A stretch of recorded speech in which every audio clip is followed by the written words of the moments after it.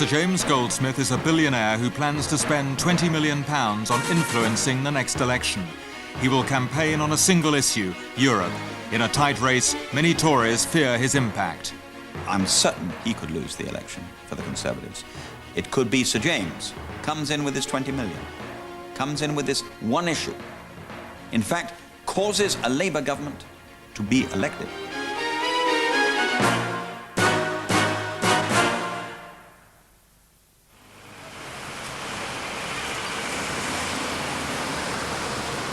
Never before in British politics has one individual threatened to spend so much.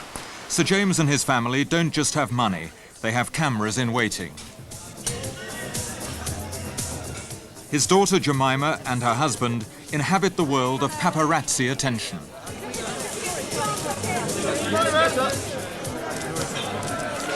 The Goldsmiths are the stuff of which lifestyle magazines are filled. But Sir James, a business tycoon, is now in pursuit of a political audience. It is time that we faced up to the fact that, like thieves in the night, the Eurocrats and their collaborators have stolen our sovereignty and our freedom. It's almost like something out of James Bond. This exceptionally wealthy man descends on a country and wishes to buy up the political process. In the end, people can see when a wealthy man is playing with them. Turn that way. Just twist the head over that way. Hey, that's fine. Into the camera. I'll do one more. This man has just been selected to stand as a candidate for Sir James Goldsmith's personal political party. The Referendum party will contest over 500 seats at the next election. It doesn't want power for itself. It seeks only to bring about a referendum on Europe. Just as you are into the camera, please. That's fine. Right, down a touch. Down a touch. That's it. That's fine. Nice smile. Fine, thank you. Sir James, who is also a French member of the European Parliament, has been ignored by the Labour Party, but the Conservatives fear he will eat into their natural support. At least a quarter of the Referendum Party candidates we were allowed to approach were former Tory activists. OK, that's it. Just as you are. That's fine. Fine. Well, I was a county councillor for Wiltshire for a period of 4 years. A Conservative county councillor? A Conservative county councillor. I feel now that I'm putting into effect what a lot of Conservative members want to do, and that is to give the people a chance to decide. Do you still regard yourself as a Conservative? Yes, I do. And yet this time you're standing as a candidate for the referendum? I have no choice.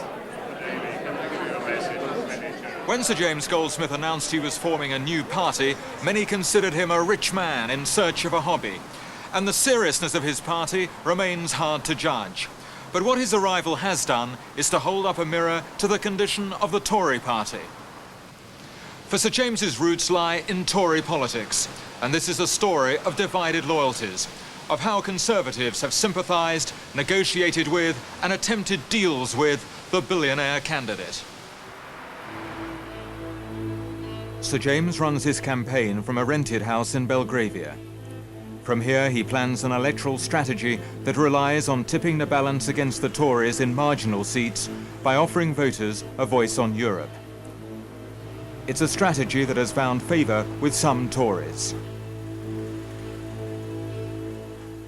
When in 1975 Margaret Thatcher became Conservative Party leader, she invited Alistair McAlpine to become Treasurer and Deputy Chairman.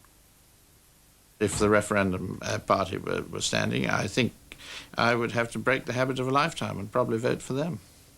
Would that be a big decision for you? A colossal decision, yes. I mean, it would be the first time that I'd voted against the Conservative Party in my lifetime.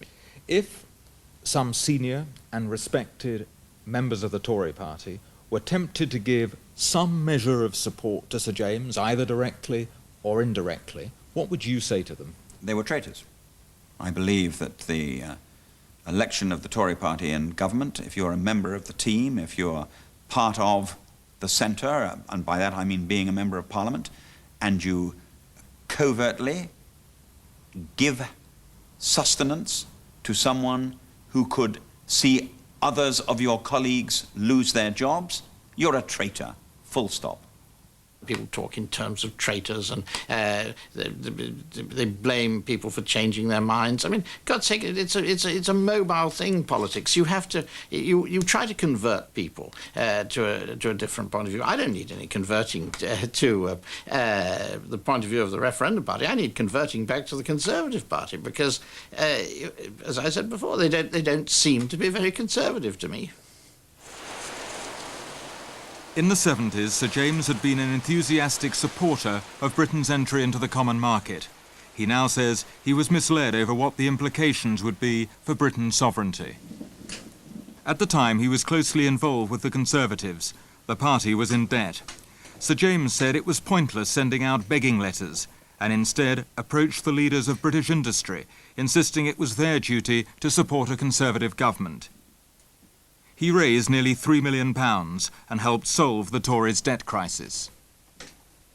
He entered the British political arena in the 70s when he was very close with Ted Heath, and he was a big and strong supporter of the Conservative Party, to the extent that Ted Heath had it in mind at one stage to make him chairman of the party. Sir James was hostile to the British establishment. A gambler himself, he thought it was averse to risk-taking and the kind of aggressive enterprise that Britain needed. He had become successful through manufacturing and retailing food. Many in the Tory party admired his buccaneering style, and Sir James flirted with entering politics. I would have liked to have been a politician. I think that if I'd been born with a certain fortune to be able to live the way I want to live, and I think that is important, maybe it sounds rather egotistical, but it's a fact, I might have gone into politics, as my father did. He was a Conservative MP. Jimmy is someone who would like to be a member of Parliament as long as he didn't have to fight an election, and he would like to be a member of the Cabinet as long as he didn't have to go to Parliament, and would like to be Prime Minister as long as he didn't have to deal with a cabinet. I think he's by nature a dictator. Here we are. But Sir James turned not to politics, but to the media. In 1979, he started a weekly magazine called Now. He had developed a deep mistrust of journalists and wanted to run a paper himself. Now magazine was to be different. Despite the good wishes from powerful friends, the magazine failed 18 months later. He had also bought the French magazine L'Express. He appointed as its editor Olivier Todd, a left-of-centre journalist. Sir James promised editorial freedom. But when the magazine printed a front cover that portrayed the socialist candidate in the French elections in a more favourable light than his Conservative opponent, the two parted company. Olivier Todd saw Sir James as a man with ambitions beyond making money. Jimmy is someone who thinks that he's going to save, if not the world, at least Europe. Somewhere he has a mission. I think he seeks influence much more than power. He'd rather be a grey, formidable eminence than a minister with only the perks, either in France or in England. Jimmy is a maverick, very bright and obsessional. It was America that made him a billionaire. During the 80s, he was a corporate raider, taking on giant companies like Goodyear. Sir James was regarded as a predator, seeking control of a company's core business while selling off underperforming assets. Goodyear, based in Akron, feared his plans and resisted. The entire community of Greater Akron is in a state of shock. I can't recall anything like it in my experience since the attack on Pearl Harbor. Now, I presume that the purpose of your acquisition of this company was to end up with a profit for yourself. Isn't that really your interest? I can think of no other reason for doing business. Well, of course. And Sir James eventually withdrew his bid for Goodyear. But while under attack at a congressional hearing, he lectured the Americans on his aggressive brand of capitalism. They were in. It was to make money for Mr. Goldsmith. And I strongly recommend that the United States, which was built on that idea, remain on that idea. But it's very worthwhile. It's built do you recognize? Predators are a necessary stimulant. And if you eliminate predators in business and just create comfortable bureaucracies and monopolies with no predators, you will have a dead industry. The prosperity of the country will shrivel away, and your people will suffer infinitely more than by being subject to the constant stimulation of threat and competition. BBC News, this is Brian Martin. Mr. John Major is tonight installed as Prime Minister in 10 Downing Street and has already chosen his Now it's time for a new chapter to open, and I wish John Major all the luck in the world. Thank you very much. Goodbye. When in 1990 Margaret Thatcher resigned, Sir James's business career was all but over. He was a billionaire in search of a cause. Even though he had been out of the country for most of the Thatcher years, he had become an admirer. He had underwritten the costs of her principal think tank, the Centre for Policy Studies. He had also contributed hundreds of thousands of pounds to the party. But with Mrs. Thatcher's departure, he stopped all that. But he was soon to use his wealth again over an issue that would divide the party. The departure of Mrs. Thatcher left many Conservative members of Parliament quite severely disorientated. John Major was not Margaret Thatcher. And given that Margaret's scepticism about Europe was the cornerstone of her own political outlook, and shared certainly by a great many people in the party, I think it was quite natural that with her out of the way, there was a real concern on behalf of those who are sceptical about Europe that this new Prime Minister was perhaps less sure on this ground than had been the old. The concern focused on the various negotiations and summits over the Maastricht Treaty that would pave the way for closer monetary union. At the heart of the argument was whether Britain should join a single currency. Some in the Conservative Party feared Britain was sliding into a German-dominated Europe, in which control over the economy would be lost. Although John Major won important concessions, giving Britain the freedom to choose whether to join a single currency, many in his party feared a fudge. Groups began organising, determined to resist. Many were backed by Sir James Goldsmith. Today he makes the simple charge that the Prime Minister sold out on Europe.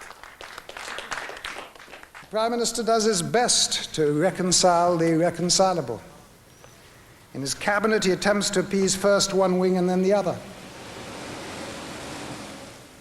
In Europe he tries to act tough and yet at the same time to appease. He has difficulties in understanding why there are some issues that are so fundamental that you can't just do a deal. And the sovereignty of the nation is just such an issue.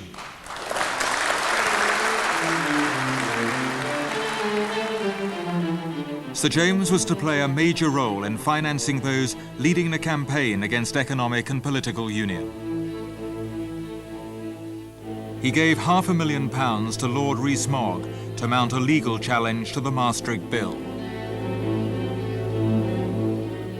He helped Eurosceptic MP Bill Cash set up the European Foundation by agreeing to provide around £30,000 a year for the first 5 years. £4 million was spent backing candidates in France, standing against further European integration. Then in 1994, he formed the Referendum Party in Britain with a war chest of over £20 million. He had considered financing a nationwide referendum, but he reasoned that challenging MPs at the polls was a more powerful threat.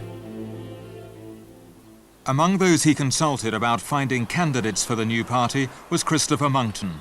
He had worked in the No. 10 policy unit for Mrs. Thatcher and had remained in touch with the former Prime Minister. Christopher Monckton remains a Conservative, but he sees the Referendum Party as a means of exerting pressure on the government to become more sceptical about Europe. The Referendum Party is putting the Conservative Party back on the constitutional rails.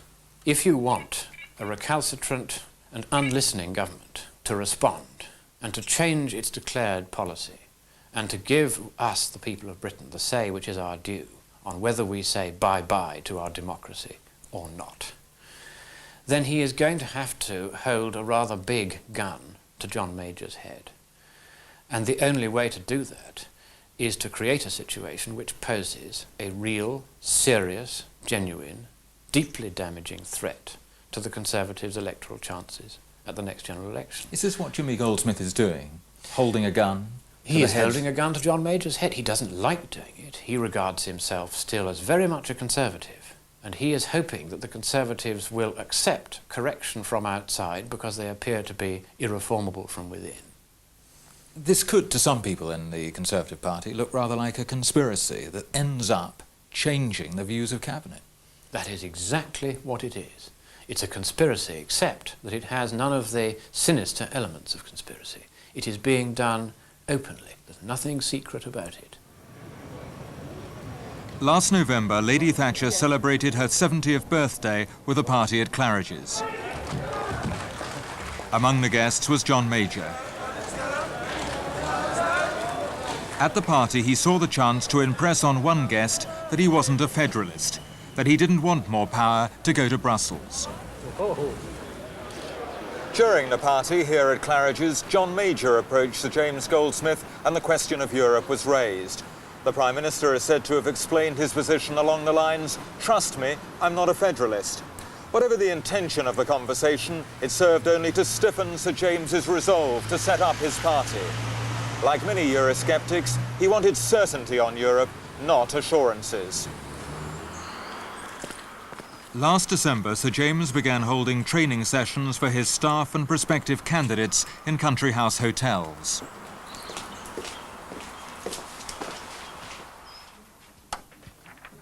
The Referendum Party will fight every seat except where the candidate most likely to win has a track record of supporting a referendum on Europe.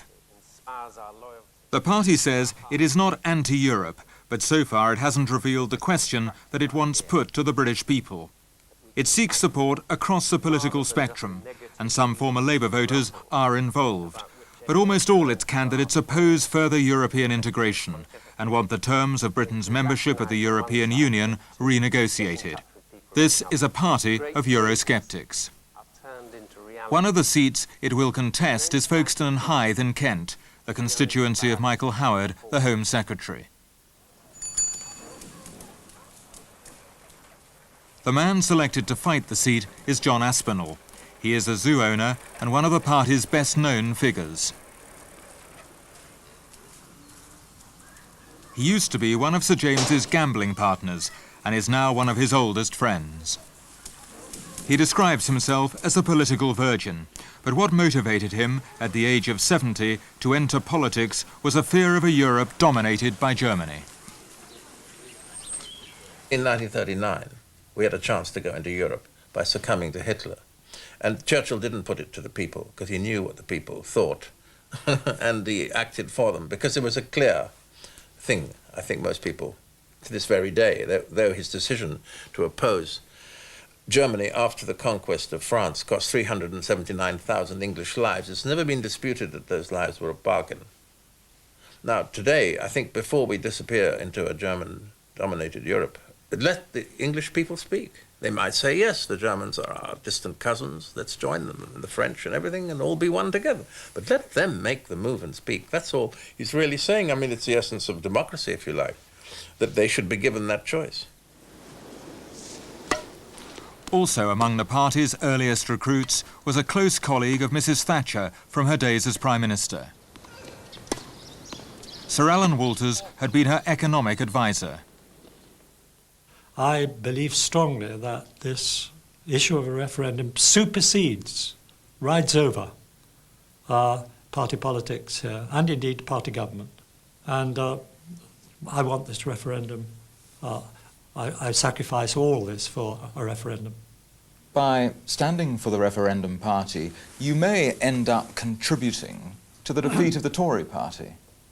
At the next election? At the next election. That's possibly the case. I doubt it very much, but it's possibly the case, yes. You have to face that. Does that concern you? Yes, in many ways. But what concerns me even more is that there be a democratic decision on Britain entering into a centralised federal Europe, dominated by Brussels. Sir James turned to the predatory tactics of business to put pressure on vulnerable MPs. In February, he sent a letter to every MP standing at the next election and to every prospective parliamentary candidate. The letter asked them to disclose their record on the question of a referendum on Europe. The scarcely veiled threat was that unless they complied, they'd be challenged at the next election. Over 1,000 letters were sent out. The Referendum Party is said to have received over 300 replies. A majority, but by no means all, were from Tories. Sir James announced that he would stand in Putney against the former Tory Cabinet Minister David Mellor, who has a majority of over 7,000. Although David Mellor had to resign from the Cabinet, he's remained loyal to John Major and supports the government on the question of Europe. I thought he had a cheek, and I tore up his letter and put it in the waste paper bin. And in due course, I hope to do the same with his parliamentary candidacy. I didn't go into politics to kowtow to a visiting billionaire. And the idea that he should descend on this country and seek to frighten members of Parliament into rushing off to say, please, sir, don't stand against me, because I hold views that you happen to hold this week about Europe. I'm sorry, but, you know, are we that craven? Sources in the Referendum Party say that 30 MPs came to see Sir James to explain their position. Panorama has been able to verify that a handful of Tory MPs did meet with the Referendum Party leader. A lot of Tory MPs and candidates are finding ways of issuing personal manifestos, whether it be through articles in local newspapers, broadcasts on local radio, digging up old speeches in which they've said they're in favour of a referendum. So in the hope, which will be a vain hope in some cases, but may work in others, that if they prove themselves to Jimmy Goldsmith to be sufficiently pro-referendum, he won't put up a candidate against them. There is no... Despite little evidence of any public support for Sir James, some Tory MPs began to be concerned about the Goldsmith effect. In March, an internal Conservative Party memo described the Referendum Party as a serious organisation which would take votes from Conservative candidates. In April, Christopher Monckton was approached by Geoffrey Archer and asked to calculate more precisely the damage the Referendum Party could do the Conservatives. I used to do psephology on the computer at number 10 for Margaret Thatcher. I've used the same programme, but this time with an extra routine to try to work out what the impact of the Referendum Party will be. And it is quite clear that any Conservative overall majority, as large as the one that John Major got in 1992, would be wiped out if Jimmy Goldsmith puts up his candidates and gets only 2.5% of the national vote. Christopher Monckton's forecast so concerned Geoffrey Archer that he arranged a breakfast meeting at the Savoy with the Conservative Party chairman, Brian Mawhinney. Brandishing a sheaf of calculations, Geoffrey Archer said the Conservatives had to believe that Sir James would get at least 1,000 votes in each seat. Geoffrey Archer, a former deputy chairman, said the party stood to lose up to 25 seats and urged action. Sir James is considering one issue. He'll be fighting it every day of the campaign. And every one of his advertisements, every bit of his energy will be spent totally getting that message across. So if there are out there people who might be described in these modern parlance as single-issue voters, he's going to capture almost every one of their minds. They may not vote on the day, but it's certainly going to get his message over to them. Now, if we don't see that as a danger, we're damn stupid.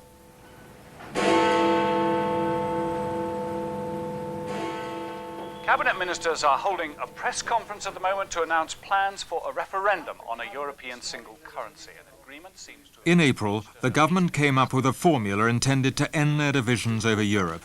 It also hoped to see off Sir James's challenge. In the event of the government recommending that Britain join a single currency, it agreed to hold a referendum on the issue. This formula is still seen by pro-Europeans as the basis on which the party should fight the next election.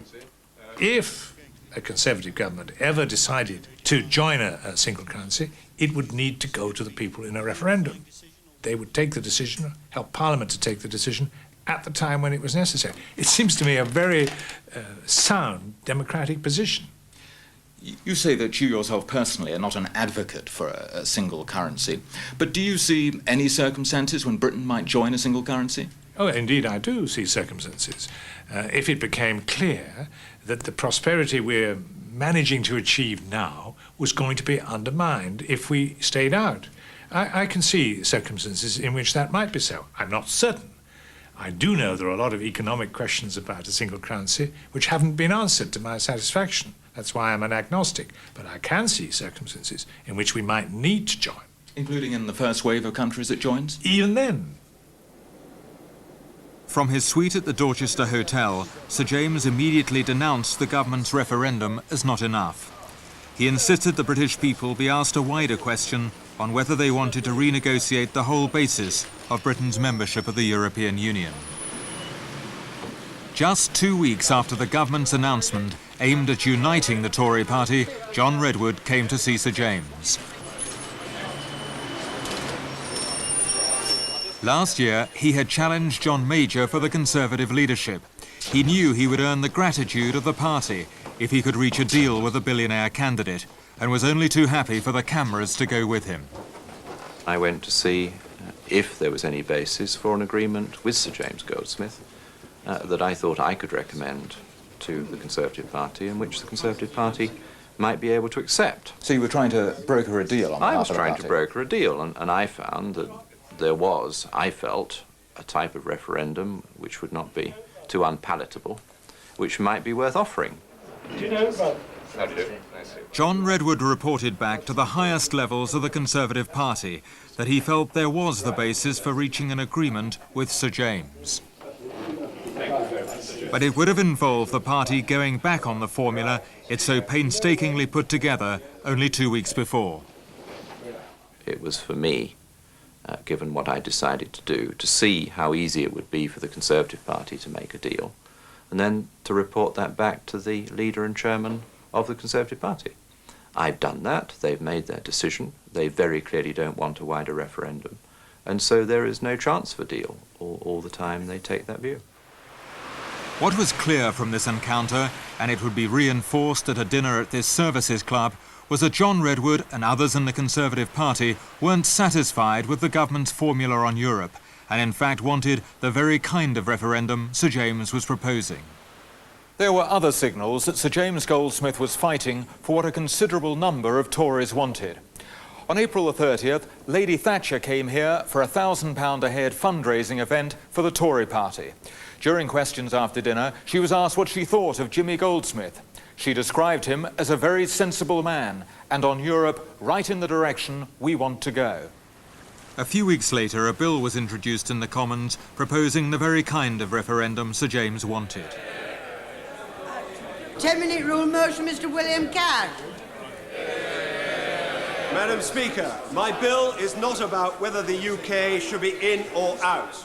It was introduced by Bill Cash. It was an open act of rebellion against government policy, and a further sign that the Cabinet's attempt at unity had failed. Bill Cash had been one of the most consistent critics of what he saw as the drift towards a federal Europe. 5 days before the vote, Sir James Goldsmith had bought full-page advertisements in the national newspapers endorsing the bill. They served as a reminder to MPs that how they voted might determine whether a referendum party candidate would stand against them. As do many others who cannot be here today. There were those in the Conservative Party who thought that maybe Sir James could be used as a crowbar to push the Conservative Party in a more Eurosceptic direction. I think the key moment came with Bill Cash's referendum bill, when it was being said fairly overtly that if one didn't vote for the referendum bill, one would face a Jimmy Goldsmith candidate. Who will prepare and bring in the bill? Madam Speaker, Mr. John Redwood, Mr. David Trimble, Mr. At the time Bill Cash was revealing the sponsors of his bill, it was disclosed that his foundation had been partly financed by Sir James Goldsmith. As he read his list of sponsors, Sir James's name was clearly being muttered in the background. Mr. Richard Shepherd, Mr. David Martin, and myself, madam. When you introduced your bill for a wider referendum on Europe, you consulted, amongst others, Sir James about the detail of that bill. Why consult the leader of another party? Well, I don't think that you're right. I didn't. I did it on my own terms. I drafted but you did consult the bill. him, didn't you? I had some form of discussion about the fact that I was in fact going to bring one forward, but I didn't actually consult with him in the sense in which you're putting it. 7 days after the vote, Sir James and his team drew up what they called the A-list. This was a provisional list of MPs who would not have to face a referendum candidate. Panorama has the 64 names. 3/4 of them are Conservatives, and a majority are Eurosceptics who backed the referendum bill. What do you think of his tactics so far? Brilliant. Absolutely brilliant. Because he can wrong-foot us, because he's a one-issue man. And he can move in any direction he likes, very suddenly. He has no constituency, which he has to obey or fall in line with. Mavericks are very hard to deal with. 2 months after the row over his financial links to Sir James, Bill Cash came to France. The event was a summer school organised by a French political party opposed to further European integration. Among those present was Sir James Goldsmith. Bill Cash's position on Europe predates the referendum party, but in the increasingly rancorous world of British Conservative politics, sharing a platform is seen as trading with the enemy. One of the unattractive things about Sir James's links with some members of the Conservative Party is that they continue, even though Sir James is running candidates against other Conservatives. The fact that Bill Cash spoke to Sir James's party gathering in France. I think that's unattractive.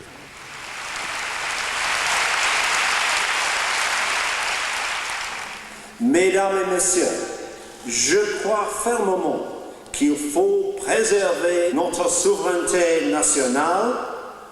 Comme Charles de Gaulle l'a dit en juin 1940, ce sont les vaincus qui acceptent la défaite. Allez, laissez-moi vous dire, vive la France libre!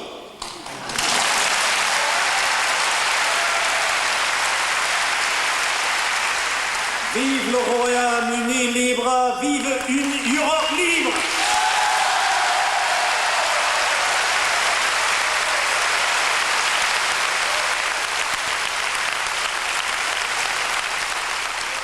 Bill Cash's support for a Europe of nation-states produced an ovation he can rarely have experienced before.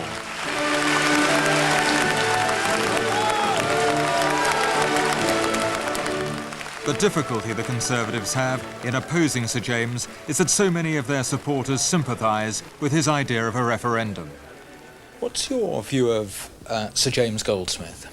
Well, he's an extremely shrewd person who is very determined on a matter of principle that the British people should have the right to be able to make a decision on the most fundamental question, which is facing the British people, as the Prime Minister has acknowledged, for generations. Bill Cash believes that Euroscepticism is an election winner, and he would like to see the Tories adopting Sir James's idea of a wider referendum. I'm extremely anxious that every Conservative candidate should win his or her seat in the general election. And what I would like to see, as a means of achieving that, is that we put forward our own ideas on the referendum and indeed on the single currency in a way that will command support from the electorate as a whole. And if you do that, what would be the impact on the referendum party? Well, I doubt very much whether the referendum party would want to continue in existence if, in fact, the Conservative Party came forward with proposals for a referendum on the essential questions. The suggestion that the Tories change their policy on Europe again is bitterly resented by pro-Europeans. They believe the party already has a sensible policy which should command loyalty.